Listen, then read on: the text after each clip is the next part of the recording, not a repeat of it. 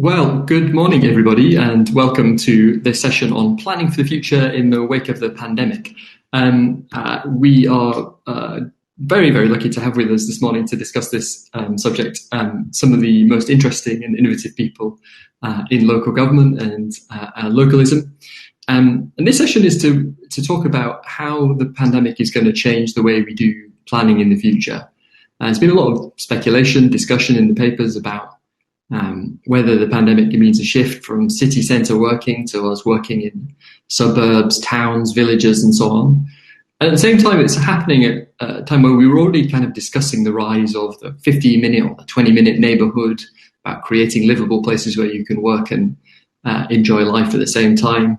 It's happening at the same time that we've been discussing the rise of cycling, cyclable and livable cities, and new ways of living. So we have this people often say that the coronavirus has sort of accelerated us 10 years into the future, and it's sort of accelerated all these trends that were there already. And so those are some of the things, or only some of the things we're going to be talking about this morning as we work out how we can build back better. So we're going to have 5 minutes at the start to kick us off from each of our fantastic guests this morning.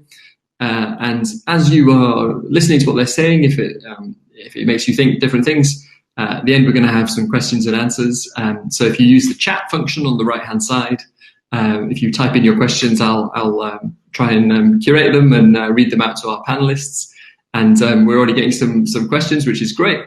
So I will try and get through as many as we possibly can. So we're going to have 5 minutes each from. Starting with Tom Copley, who is the Deputy Mayor of London for Housing, who leads on everything from the affordable housing programme to improving conditions in the private rented sector to the battle against rough sleeping.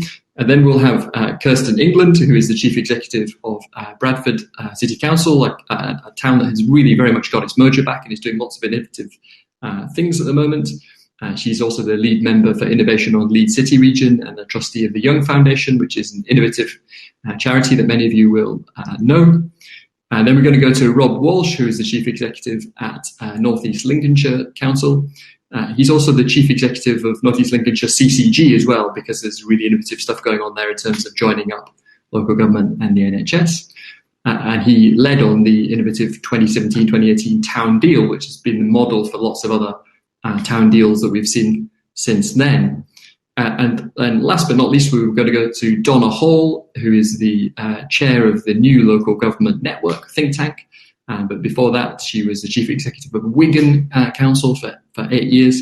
And she's also an advisor to Birmingham City Council and the NHS, and is hugely experienced in driving innovation in local government. So without any further ado, I'm going to ask Tom to kick us off. Tom, it's over to you. Thank you all for joining us this morning. Thanks very much. Thank you for having me. It's really nice to join you this morning. So I think we all recognise how COVID-19 has thrown into stark relief housing inequalities that have existed for decades, whether you're living in temporary accommodation, are overcrowded, living in our precarious private rented sector, or of course living on the streets. The housing market already didn't work for you before the pandemic. And COVID-19 didn't create these inequalities, but it has exacerbated the plight of those already failed by national housing and planning policy. And as has already been alluded to, the change in work patterns resulting from lockdown will also have potentially long-term implications for our communities. I think it's too early to say exactly what impact the pandemic will have on how or where people want to live over the long term, but it's something that will certainly need to be carefully monitored. I think there is one thing we can say with certainty, and that's that demand for our already short supply of social rented housing is only going to rise during an economic downturn. Any shift from the city centre towards a more decentralised city will need to be well planned. And the Mayor of London's new London plan provides a framework for good growth. And key to this is ensuring that all parts of London, not just central London, see the benefits of economic growth. And so to this end, the Mayor's Streetscape programme has funded over 200 town centre improvements, over 400 school streets and nearly 65 cycling schemes along over 175 low traffic neighbourhoods. And this is alongside our low emission neighbourhoods, which have invested over £10 million into local areas. We've also provided funding and support for local partnerships to prepare high street recovery plans. The pandemic has made us all think a lot more about our homes and our communities more than ever, precisely because we've been spending so much more time here. And in light of that, it's astonishing, if not surprising, that the government's flagship housing policy mid-pandemic is to extend planning loopholes that allow the creation of, let's be frank about it, new slums. I remember Boris Johnson when he was mayor of London, because I served previously on the London Assembly while he was mayor. He used to boast of how he was the first mayor to bring in minimum space standards, yet he is presiding over an extension of planning loopholes that drive a coach and horses through that. The opportunities that new ways of working present to build more sustainable local communities and to free up more land for housing are totally undermined by tearing up our ability to plan and deliver high quality sustainable homes. Just at the moment when our high streets are being boosted by people's need and desire to stay local, we face the prospect of losing shops to be turned into tiny microflats because of government planning changes. And if demand for office space falls in parts of London, we have a potential opportunity to build more high quality, affordable homes on that land. But the threat is presented by the extension of office to residential permitted development rights, which will mean offices turn into tiny flats with zero affordable homes. I think this will be detrimental to people's health and to the education and life chances of children. Now, as someone who regularly bemoans terrible architecture, I pay tribute to the work of the Building Better, Building Beautiful Commission, led, of course, by Nicholas Boy-Smith. I believe our built environment and our public realm should be of the highest quality.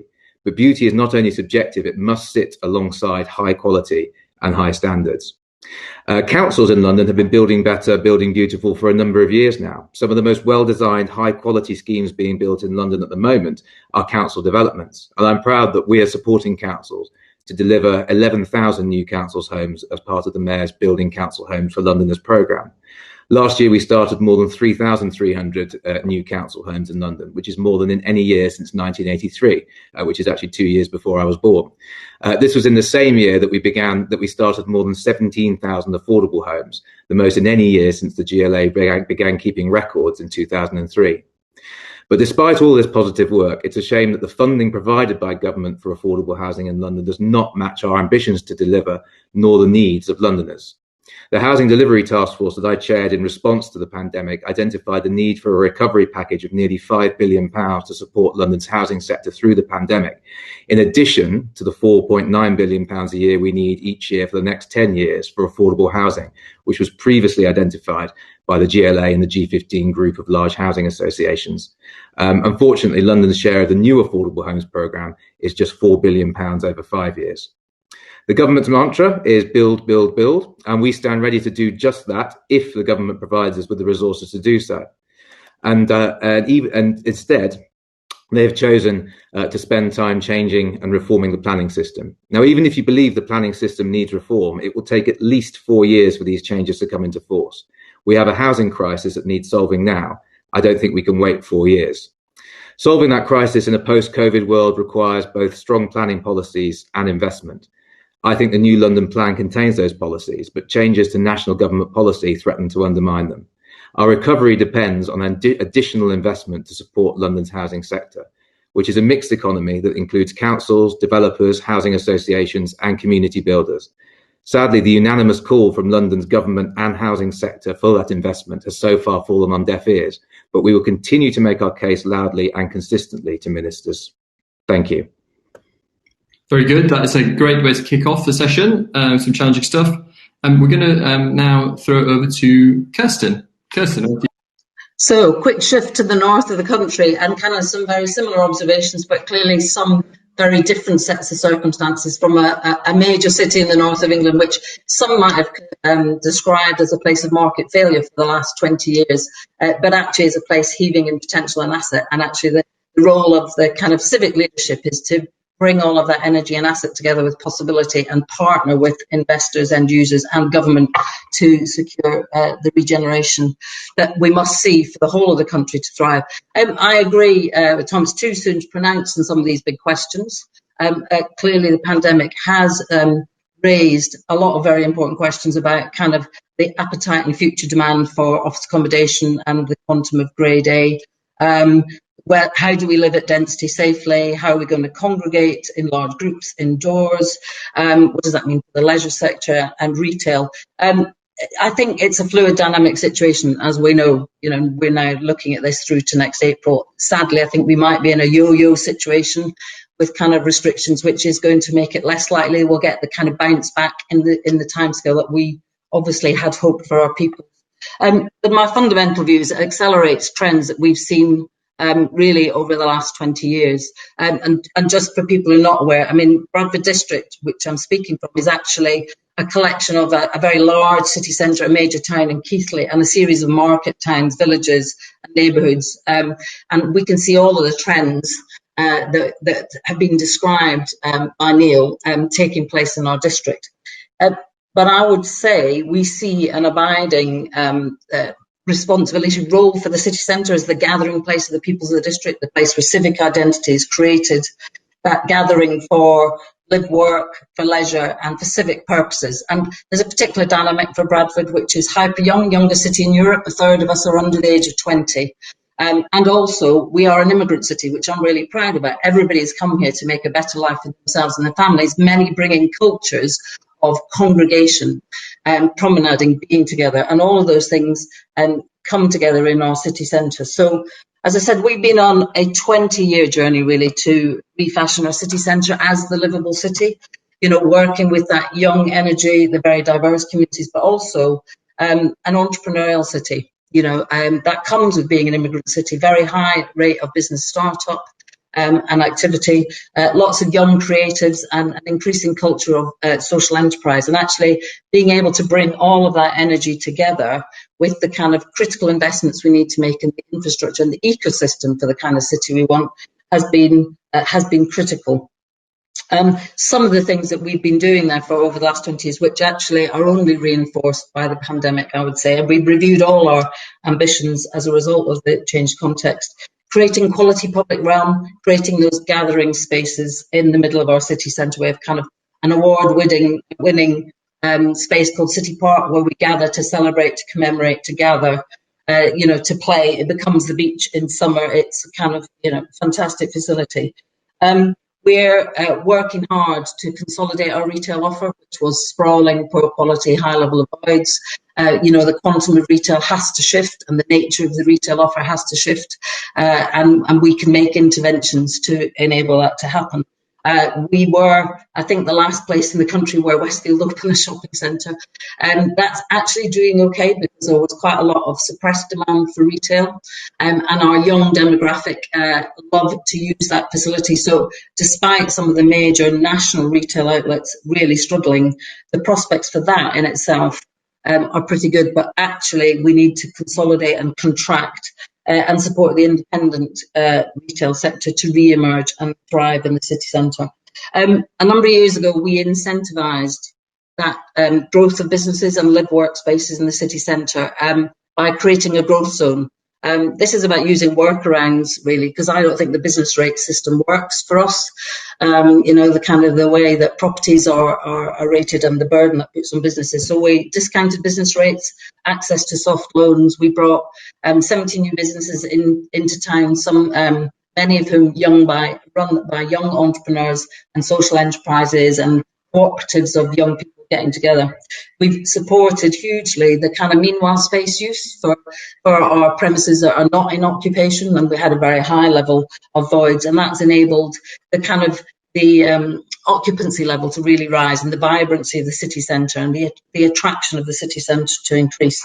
And we've also invested very significantly in the leisure facilities around the city centre. So the NEC are opening a new operation in Bradford. We've invested in our historic concert halls. We've partnered with the National Science Media Museum. So we've got a much stronger public realm, occupancy levels, leisure offer, and sense of place about the city centre. We're also now, we've had an increasing amount of resi, having had a very small amount of residential, partnering with Homes England to develop a city village, which will actually create some of the city centre living that we believe will give further vibrancy to the city centre. I mean, I would just ask that in this next phase, we can shift policy to look at places which are not as close to the market as where Homes England have traditionally invested, because I think if you looked at where house building has been supported by Homes England in the last period, It's been places of high demand that are close to market viability. We have, a young, burgeoning, growing population, huge levels of housing need. The gap funding is just too great. And I think we need different instruments to properly think about getting to the point of being able to deliver the homes that we absolutely want to deliver, and also to take pressure off green belt. And I think, we will work very hard to get housing going in areas which don't put pressure on the green belt. What we absolutely need, more rigorous policies and investment approach that will enable that to happen, because at the moment we're stuck with kind of demand and developers willing to build on greenfield, green belt, which is tricky for us, and unable to get housing going in the areas where we've got greatest need. In terms of office accommodation, we are staying very close to end users and investors. We've got a number of schemes and sites on the books. Actually, there are nuances in all of this. There is at least a prospect that some large corporations will be thinking about areas where they might relocate to smaller occupancy, more dispersed occupancy, where they can access that young, digitally savvy. All my young people are digitally savvy. Young people, with prospects who aren't reliant on mass transit to get to work. The entry costs are lower. The access to a workforce that can come in at entry level and progress are greater. And so there might be a shift away from London and the core city approach, which has been kind of that trickle down theory, which, kind of seems to suggest you have to go to the core city or London. Actually, I'm talking to some organisations who are rethinking their estate strategy in the light of the pandemic. That might actually support that levelling up agenda and more even growth across the country. And certainly we're side heads of terms recently with some organisations on that basis. So there are things to be optimistic about in the midst of the scale of the challenge that I'm looking at, which, our unemployment rate has shot from 17,000 to 30,000. It'll go to 45,000. We think if furlough drops out in the way they intended, that's about 10%, over 10% of our population, with 40% of our children still living in poverty. Let me not underestimate the scale of the challenge, but some of the approaches we're taking, I think, will take us forward. And we just need government to step alongside, I think, and support that direction. That is brilliant, Kersten. I have many, many questions off of what you said there, but we're going to go now to Rob, and we'll pick up some of those questions at the end. Rob, over to you. Are you with us? I know that he's been experiencing some issues about his broadband coming and going, but if he is not there, and I'm not sure he is at the moment, we are going to jump over to Donna instead. So Donna, it's over to you. That's great, thank you. And fascinating inputs from the previous speaker. So yeah, I'm going to look at it from a little bit of a different perspective, if that's okay.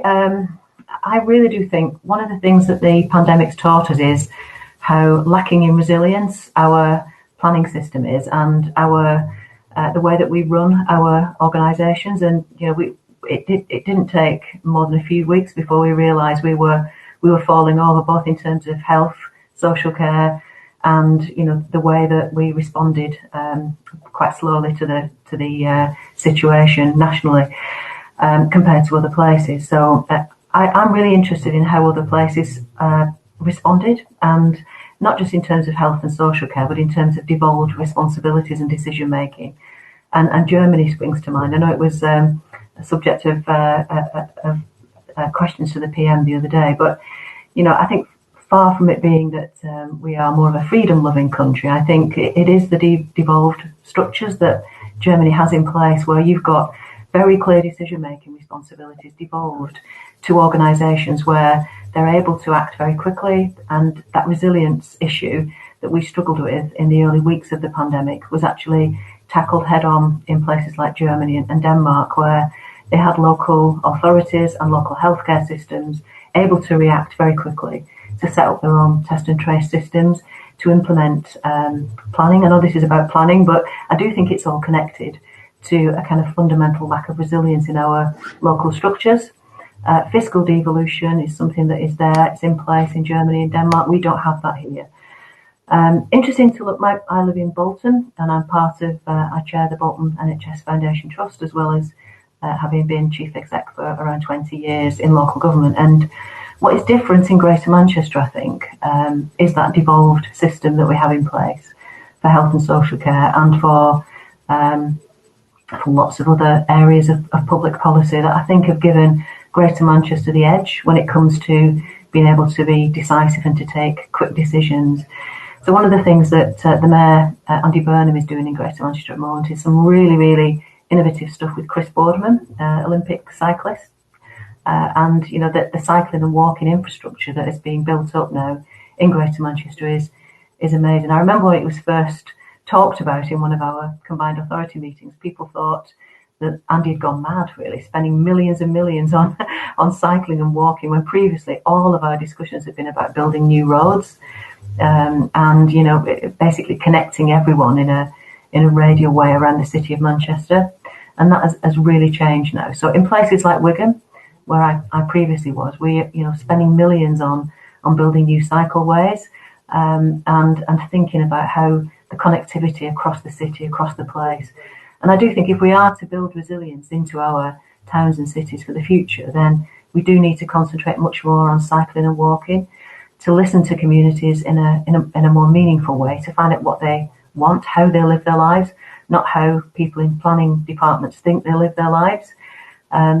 In the new local government network, we're passionate about citizens' assemblies, setting up different structures and governance arrangements to ensure that local residents have their say about future developments, not just in a kind of usual planning tick box way, but in a more regular dialogue, in a more regular engagement with them, so that we elected members are key to this. They have a really clear understanding of what local communities want and how we can help to empower them. So it's interesting, this whole session is called Creating Communities.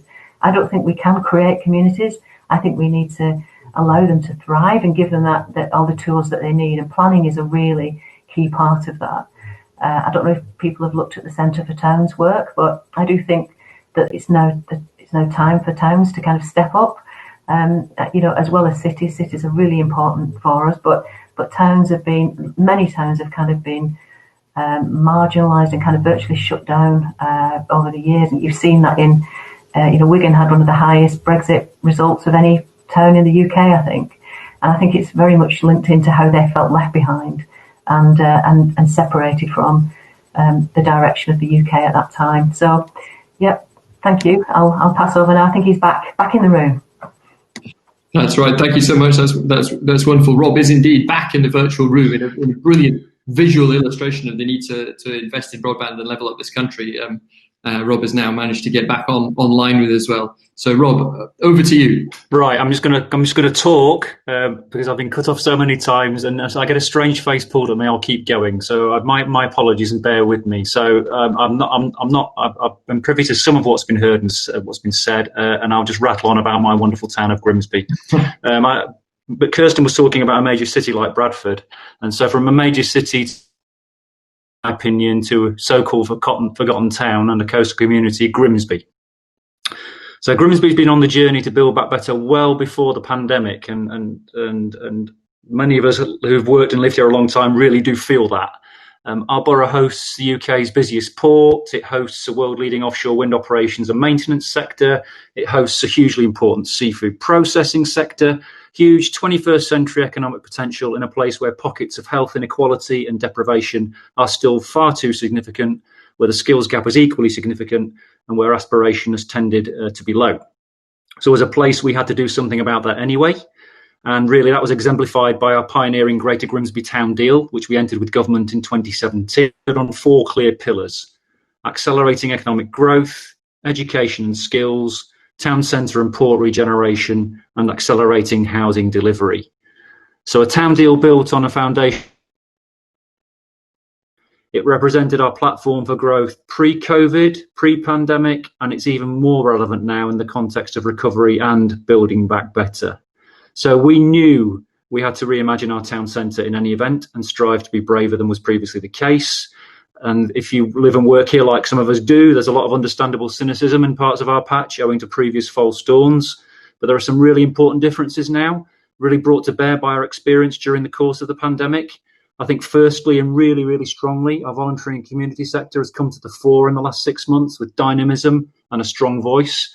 And we've really got to ensure that they help to shape and influence and design the future. The opportunity we have to lead a green recovery, owing to our ever-growing renewable energy credentials, has struck a wider chord particularly for younger people. It's engendered a real sense of opportunity and hope, raising that aspiration that we so desperately need to happen here. The digital deficit is not as deep as we first thought. The level of connectivity and connectedness is palpable and an opportunity we can't forsake. Shame on us if we do. A vibrant local arts sector is shouting a lot louder than ever before, and it needs to. And we have a suite of heritage and maritime assets that represent the past we are truly proud of, and they sit at the heart of now what's a designated heritage action zone. I think really, really, really importantly, our most important and natural asset, the water, is now at the epicenter of our planning and thinking. And it's staggering, actually, that for so long it wasn't.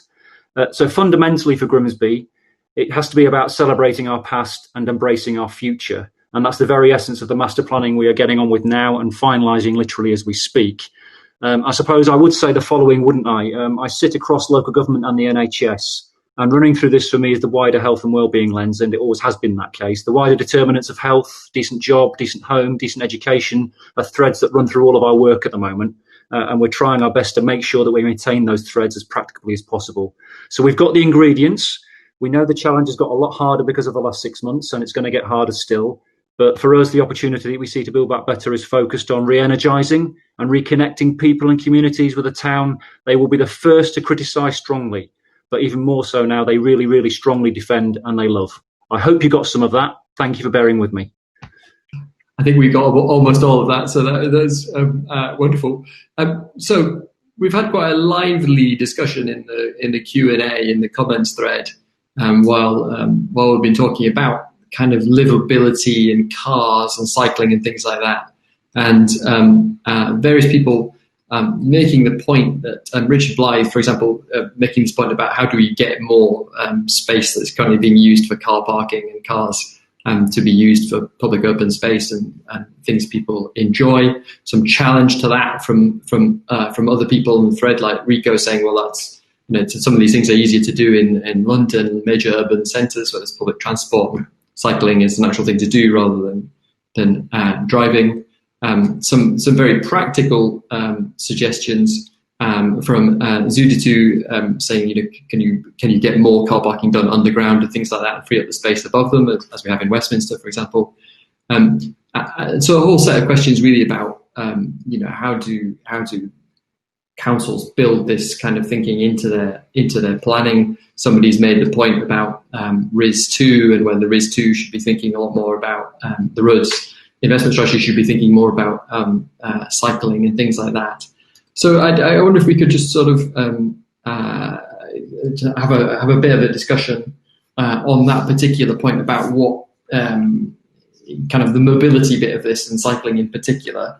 And I was gonna pick on, if it's all right, I was gonna pick on Kersten first, just to because you've got a big city, you've got quite a young population, but you've also got Market Town, you've got a lot of villages, and a lot of rural bus services. It's very difficult to finance those at the moment. What is the current state of your thinking about all this kind of stuff? Because you're kind of like Leicester, where Leicester cycling is very trendy. You've got a young population, but it's not something that works everywhere. Yeah, no, I should start first of all by saying that I am a mad cyclist myself, and I quite often cycle into work and out. But if anybody knows the Bradford district, they'll know that its topography means you regularly encounter 10% gradient hills. So that's the first thing to say. And also, we brought the Tour de France. I was part of the bid team to bring the Tour de France to Yorkshire, and we've had the Tour de Yorkshire. So, actually that has elevated the profile and the excitement, and we've sought to build an ecosystem around that deals with all the issues about access to bikes for kids that wouldn't otherwise get access to them, cycle safety training, creating of a network of cycle paths, much as Donna is describing, and major investment along our road infrastructure to make cycling much easier for people. However, let me just say there are some big challenges around all of this. One is the topography. The other is, its image is, as you say, of kind of trendy and predominantly male. Yeah. And also, in particular cultures, not seen as something that you would do unless you were poor. Yeah. And that is a sign of kind of progression in society, social mobility, that you'd have a car. I think we have more cars per household than anywhere else in the UK. So just as a bit of a reflection on the challenge on that. On the wider public transport network, I think, Neil, we're hugely concerned. We've got a dysfunctional bus market. and Bradford is the only major city in the UK not on a national rail connection, which is why we're currently pushing for a high-speed station on the east-west connection between Manchester and Leeds. Really important. Mm-hmm. Okay, it's very, very interesting. I was going to jump over to Tom on this as well. So obviously London's got most cycling, loads of cycleways. It's got like very good public transport compared to a lot of these countries. But one of the things I think is interesting here is this attempt to create in various boroughs these kind of livable neighbourhoods, a 15-minute or 20-minute neighbourhood. I wonder if I could press you a bit on that, what GLA is doing on that, what your thoughts are on whether that is the future, and what GLA and other bodies can do. Yeah, sure. And I know we're in quite a different situation in London anyway. I think I'm saying this off the top of my head, but I think a majority of Londoners don't own a car. So we're in a sort of very different place, and there are obvious reasons for that historically with our public transport system. There is a difference, of course, between inner London and outer London. More people tend to drive in outer London than in inner London. I think that demonstrates the need for obviously for better connections in outer London, also for more orbital connections as well, not just radial connections, so that people, and I think that probably becomes even more important in a sort of post-COVID world where people want to travel more within their local areas. So yes, you've highlighted some of the things that have been going on in a lot of boroughs, including my borough of Lewisham, where I am now. Low traffic neighbourhoods. I think I mentioned some of the things the mayor has invested in earlier through the Streetscape programme, which was brought in, I think, in May of this year. And this includes supporting cycling schemes and these low traffic neighbourhood schemes as well. I'm very much, the London plan, particularly in inner London, but also in outer London, does sort of discourage private car development with sort of private car spaces. I think that car clubs can play an important role, though. I mean, I'm a member of a car club. I very rarely drive. I don't like driving in London anyway. But if I do need to drive for a particular reason, these are very useful. So I think these can play quite an important role as well in the future. Thank you. And Donna, I wondered if you had thoughts on this thing about livable, because of your kind of NHS connection. I mean, obviously there's a health implication to all this as well, but on how do you actually make this happen, particularly in kind of non-London places? How would you make livable neighbourhoods happen where a lot of parades of shops and, suburban centres are sort of, if anything, struggling rather than, thriving? Yeah. I think the key to it is housing. And as someone else said before, that it's, if you have a good job with prospects, if you have a good home and you have your health, those are the three kind of building blocks. So for me, it's about the availability of quality, affordable housing. And what we don't want is loads of lycra-clad men kind of driving, living in our beautiful towns and then riding into the city. As Kersten said, it's got to become more popular. It's got to become a thing that is, is seen as a good thing to do, and that families do it. And it's got to be, but in order for that to happen, it's got to be safer. We've got a lot of work to do with that. Okay, well, we are coming to the very end of our time, I'm afraid.